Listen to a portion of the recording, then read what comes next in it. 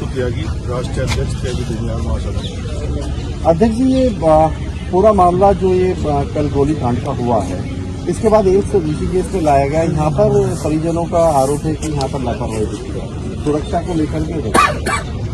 बिल्कुल परिजनों का आरोप बिल्कुल सही है। पहले तो सबसे पहले एक चीज मैं आपको बताना चाह रहा, कल पुलिस कस्टडी में विनय त्यागी पर हमला हुआ।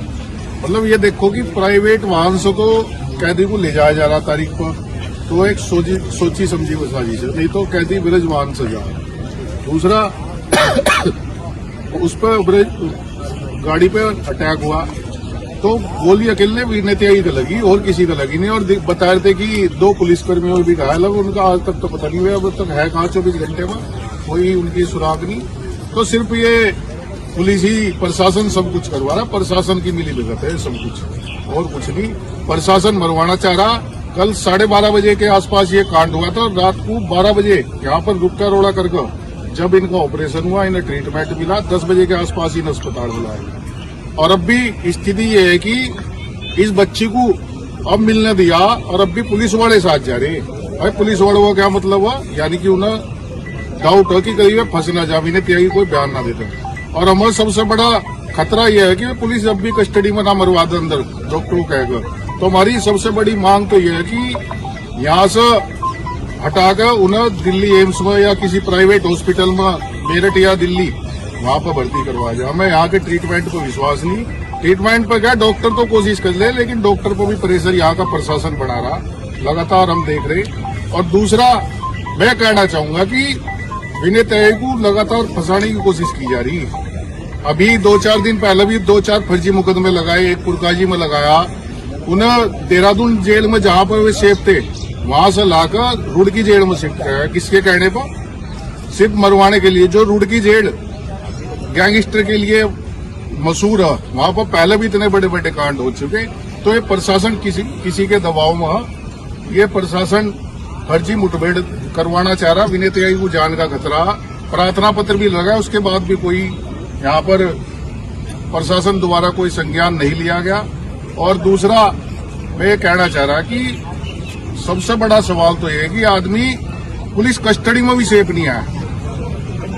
पुलिस कर क्या रही थी? और कानून ने भी यहाँ के कप्तान साहब ने अब तक कोई यहाँ कार्रवाई नहीं करी। मैं उनसे भी सवाल बोलना चाह रहा, कल से अब तक क्या हुए? जो पुलिसकर्मी थे वे सस्पेंड हुए नहीं ना, अब तक कोई पकड़ा गया। अगर प्रशासन चाहता तो 2 घंटे के अंदर अंदर पकड़ कर दिखा दो। और जब वे हमलावर, वो वीडियो वायरल हो रही, जब वे हमलावर हमला करके निकले तो पुलिस एक सिपाही ने केवल बंदूक उठाई और फिर नीचे को टेक दी। मतलब साफ दिख रहा है कि प्रशासन की मंशा थी मरवाने की। और अब भी विनय त्यागी खतरे से बाहर नहीं आया। हम अब भी यही डाउट है कि प्रशासन कुछ ना कुछ जरूर करेगा। और अगर इस तरह की कोई घटना हुई, भाई देखो कोर्ट तो अपनी तरफ से सजा दे दो मुलजिम को, कुछ ही चाहे फांसी भी दे दो, हम उस पर सवाल नहीं उठाने के। लेकिन अगर प्रशासन ये प्राइवेट आदमियों को मरवाने की कोशिश करेगा और कुछ नुकसान हुआ तो इसका बहुत बड़ा खामियाजा यहाँ के प्रशासन को भुगतना पड़ेगा। हम यहाँ पर एक बड़ी पंचायत अपने समाज की बल्कि सब समाज की करेंगे और इस प्रशासन का इलाज करने का काम करेंगे। प्रशासन अपना देखभाल ला। और जो यहाँ पर ये बच्ची तन्वी त्यागी है, विनय त्यागी की पुत्री, जो ये यहाँ पर तीमारदारी कर दी, इसकी भी सुरक्षा के लिए यहाँ कोई व्यवस्था नहीं है। मान लो कोई आकर यहाँ मार दो तो ये कई सवाल हमारे यहाँ के शासन और प्रशासन से हो।